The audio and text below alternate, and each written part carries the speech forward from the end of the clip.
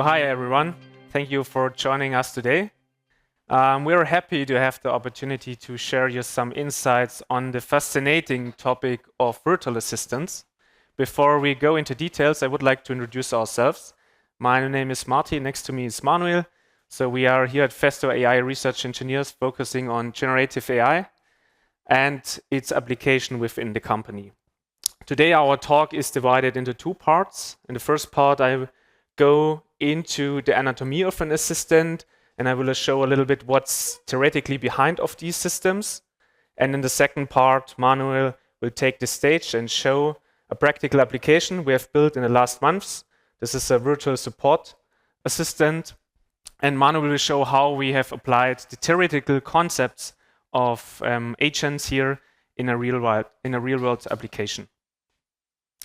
So virtual assistants have become a crucial part in our daily routines, and they offer more than just entertainment.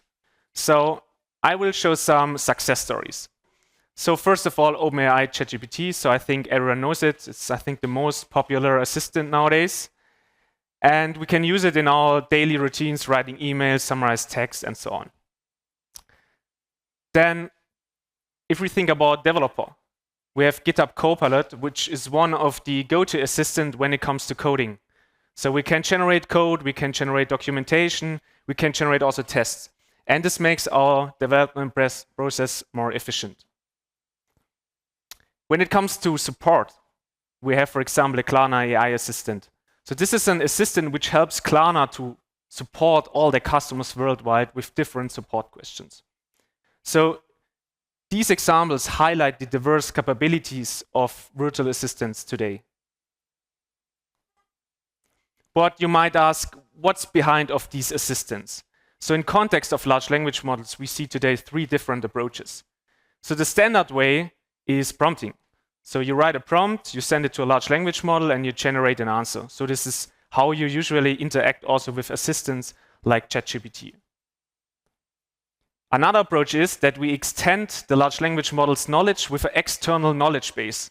So this concept is called information retrieval. So the idea here is that we use a knowledge base here and passing dynamically domain-specific information to the prompt and generate more accurate answers. And then we have a really new powerful approach, or more powerful approach, where we put a large language model as core into an agent. And here we build around a large language model many functions and skills, like reasoning, planning capabilities, conversation memory, or also tools which we can use for API calls. So why do we want to build now these functions around large language models? Why do we need that? So the answer lies in the limitations we face when we use simple prompting. So we see issues there like hallucinations, the lack of accuracy in the answering process. And in addition, we have issues with complex tasks and domain-specific tasks. So to overcome this, we can use the approach information retrieval. So with this, we can reduce hallucinations, and we can also solve domain-specific tasks, which the model is not trained on. But still here, we have limitations when it comes to more complex scenarios, more complex tasks. And there is where the large language model-based agents come into play. By building a complete ecosystem around a model, a large language model, we can handle more complex tasks and solve also tasks in complex scenarios. So we have seen the three approaches, and the most powerful one is the LLM-based agents. So that's why I want to go a little more in detail into this topic. So we have usually 4 blocks in this kind of agents. First of all, the environment. An environment is the context in which the agent interacts. So here we have, for example, a physical environment, which can be a robotic system, for example, or we can have a virtual environment, like a simulation in a sandbox. Second block is the perception space. So the perception space acts as sensory system of an agent and receives information from the environment. And this goes beyond text. So this can also be multimodal, like videos, images, or audio. Then we have the third block, the brain.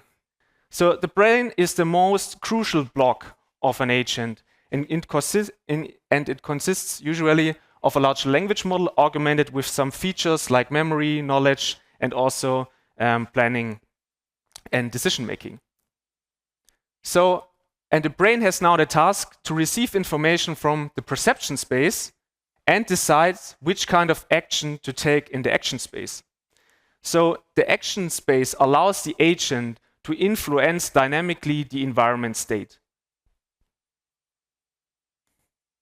So to make this more clear, I've brought a simple example. So imagine we have an automation system and we want to build an agent now here to interact with the system. We have a physical environment, for example, a robot which can move around and can pick up things. We have a camera for visual inspection, and we have a chat interface where a user can interact with the whole system. So a user writes now the instruction into the chat, pick up the apple. What happens? First of all, the system would take an image from the environment, and then we would pass the instruction plus the image to the perception space. And here we would combine this multimodal information together as input for the agent. In the brain, this information would be processed and the agent core, so the brain, needs to decide how to solve this task. So usually the brain would generate a plan. So a plan here could be, for example, step 1, localize the apple in the environment. Step 2, decide which gripper to use to pick up the apple. And step 3 would be, for example, generate movement parameters for the robot itself. So if the plan is defined and generated, the agent autonomously executes the plan. So, and here the brain or the agent itself needs to decide what kind of tool to use in which plan step. So for example, it would use a motion tool to move the robot around to the apple, and it would use a gripper tool, for example, to pick up the apple. And this is only one example. You can think about to use this theoretical concept in different contexts or in different domains. And Manuel will show you now how we have applied these theoretical concepts in a real-world application, where we have built a virtual assistant for the technical support. So during the last few months, we also worked on a use case which was about the technical customer support. And from the success stories Martin has showed initially, this paper claims a huge performance improvements for users of ChatGPT. So we thought initially, we want the same, but for our customers and for customer-specific questions. And when talking about technical customer support, these questions are often about products, are often about product recommendations or specifications of the product. So we put that to the test. We asked ChatGPT a question which was about a technical specification of the product. The question right here was about a pinout configuration of a product of ours. And then ChatGPT generated an answer, and looking at the answer, first it looks really good, really correct, but actually this answer is false. And this underlines the problem about hallucinations, because plain or only LLM systems tend to hallucinate when it comes to really specific, domain-specific questions, like in our customer support use case. And that motivated us to go one step further and build an agent system around that to add additional data to that system. So how we built the virtual assistant, the ultimate goal can be simplified to this coming from the user question, which can be a technical question about our product line. We want to generate a response which is true and helpful for the end user. For that, we are using an LLM as the instance who analyzes the question and who builds the final response to the user. But as seen, that's not sufficient enough, so that's why we added tools to the system. One tooling was product recommendation, where based from the specification the user might provide, we are recommending him a product to use in order to solve his task. Another tooling was to search within our documents, because here at Festo we have lots of documentations which are helpful resources when working with our products. And also, if the user wants to use plain ChatGPT, there's also the option to use no tooling at all. And now there's this question on when to use what tool in order to solve the task. And for that, there's typically also an intent recognition, which takes the question, analyzes it, and decides what tooling is best to use in order to resolve the problem. And oftentimes, that's the LLM itself. This, coming from the user interaction to the response, was the use case we followed. We called it the virtual assistant. And under the hood, it's this LLM-based agent approach, which then provides the response to the user. One tooling I want to highlight, it's the document search, because that's like the core technology which adds lots of new data into the system and helps the agent provide a helpful and factual correct answer. So when asking the question how to add custom information to an assistant, you typically have two axes where you can optimize LLM behavior. One axis is about context optimization. So what does the model need to know in order to solve the task? And the other axis is LLM optimization. Generally, what kind of instructions does the model need to know in order to solve the task? And within these two axes, there are several optimization strategies like prompt engineering, fine-tuning, and retrieval augmented generation, or RAG for short. And when starting with LLM systems, it's often good to start with prompt engineering, but when talking about these huge amounts of data we are facing, that doesn't scale very well. So we didn't follow that route. Again, the axis to the right is about instruction sets, also nothing we wanted to follow. So what's left is the retrieval augmented generation part, which we then used in order to onboard more data into the system. What's retrieval augmented generation? So in general, retrieval augmented generation, as the name implies, retrieves data in order to answer a question. So it takes best of both worlds. The AI part to summarize the findings and to present a good answer to the user, and a knowledge base which can be set up previously to onboard more data. And that's what we did. We built up a knowledge base with our colleagues from Zeta Alpha, where we onboarded lots of documents into the system. These were more than 10,000 manuals, technical specifications, and all of that. And now, before answering the question from the user, the LLM first checks the question against a ground truth. So how does this look like? From our initial question, which was about the X2 pinout of a product of ours, this question is now being used, and before answering that question directly, is now being used in order to do a retrieval within the knowledge base. So the question gets fed in the knowledge base, and what comes out are relevant contents for the end user to answer that question. It's similar like a search engine. This content with the question is now being used, and the prompt is being generated as that in a RAG approach typically looks like something like so. So answer the question based on the content. And now the LLM is able to answer the question with a ground truth available. So it has the option to give factual correct answers. So how did it improve our answer? This was the initial example, and this was the false information. And now we have our assistant answer. So we fed in the same question to our assistant. And now the answer is a bit more nuanced and also based on all the data we have available. And now it says something about that encoder. And to shorten things a bit, this answer is now factually correct and very helpful for the end user. And not only that, but because we have like this baseline documents available, we can also link that to the answer as additional resources for the end user, which is seen in the top part. So if the user wants to read more about all of this in the documents, he's now able because we retrieved the documents for him. So what did we learn with our projects? What were some strengths we saw? So agents are super adaptable. So coming from every use case, you can add your own toolings into that, you can add your own instructions into that, and build your own systems with these agent structures Martin has shown previously. when you want to add lots of custom data or custom information into the system, this reg approach is typically the most effective one. And by controlling the content with this reg approach, you're also able to reduce the hallucinations.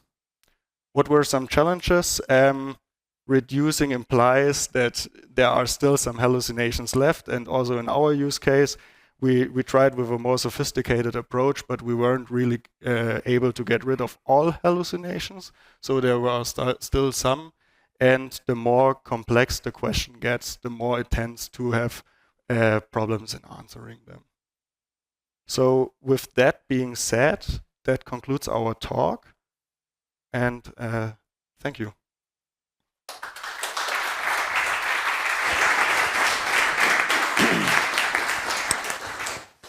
Thanks, Martin, Manuel.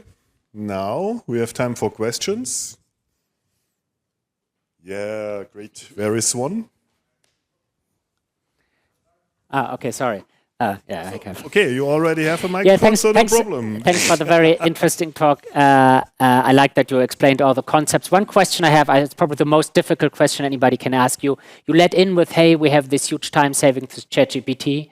Now you're building this customized support agent. And do you have like preliminary data on the impact of the system for your users? Like, can you already say, oh, we will save like 5% of the time or 10%, or people like are using it every week or something like this? Are you already in this stage where you can make any, like have any data on this? So we don't have exact numbers on how much the savings are, but maybe to put it into a perspective, when dealing with Festo products, we have lots of products, and we've indexed over 10,000 documents, where each document has around 100 pages. So lots of information, and it's really challenging for the user to look into the documents and find the right passage where the information is. And the LLM system is helping them, and maybe that's a bit anecdotal. Colleagues of ours have used the system and found answers directly by asking the virtual assistants, where they have previously spent around 3 hours on finding the answer. So there's huge improvements when it comes to efficiency. Okay, next question. So what's the plan on like mitigating the issues with the still remaining hallucinations, or what's the mode of working right now? So it's a system that like the technical agents use to get the information, but they are still themselves like formulating answers to customers, for example, about the product, right? So it's their job to fact check the information.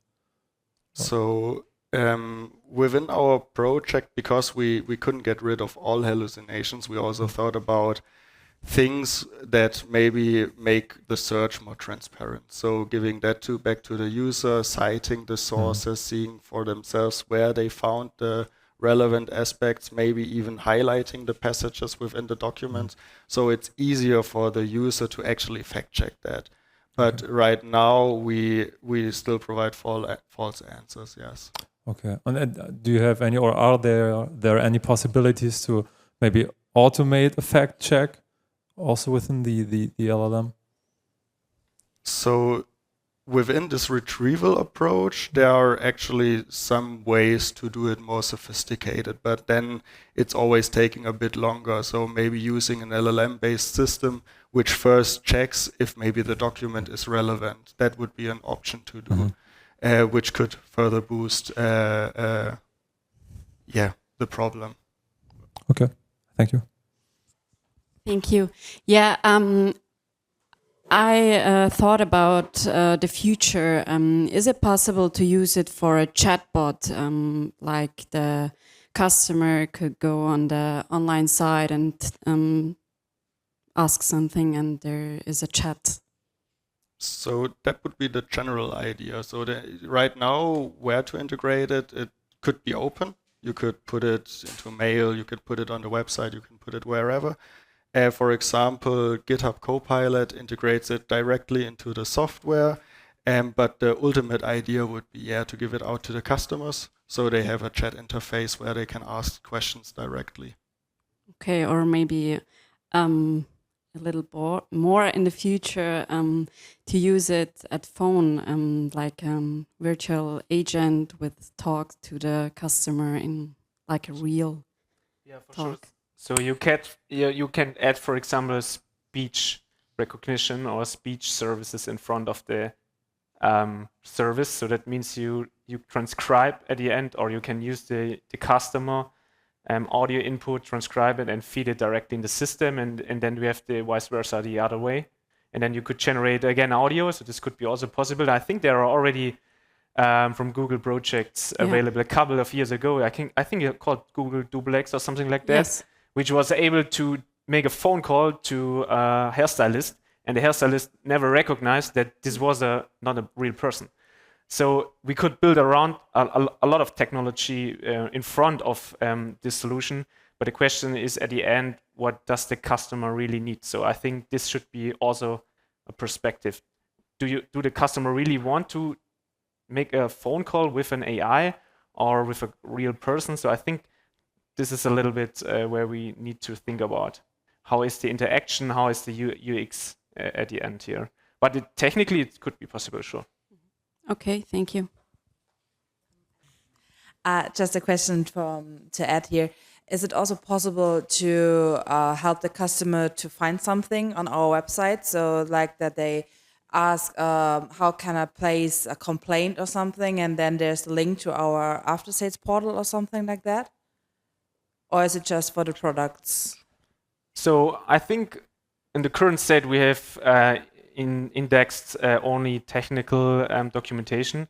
So what could be also a way is that the whole content which is in our web shop or website could be also indexed there to make it easier for that customer can search through the website and find the information. So this is already a use case which we're also discussing about if this makes also sense. And because sometimes it's also hard, we have big product portfolio to find the right answer in the many different ways how we can interact with the website. Yeah, could be also an idea, but this is something which we're already discussing. Yes. Yeah, I think that would help the customer a lot to find something on the website because it's sometimes not so easy to find everything there. Can you tell me again why you decided not to proceed with fine-tuning of the model? What spoke against that? The reason why we didn't follow on that was because when looking at best practices online available, it's generally advised to use fine-tuning when you want to give the LLM a custom set of instructions it needs to follow. Like, for example, writing a mail in a certain format. But it's not advised to use fine-tuning for onboarding additional data. And in our use case, we tried to onboard this manual, so we decided against going the fine-tuning route. In addition, maybe also the thing is that if you have a knowledge base with a lot of information, this is not static.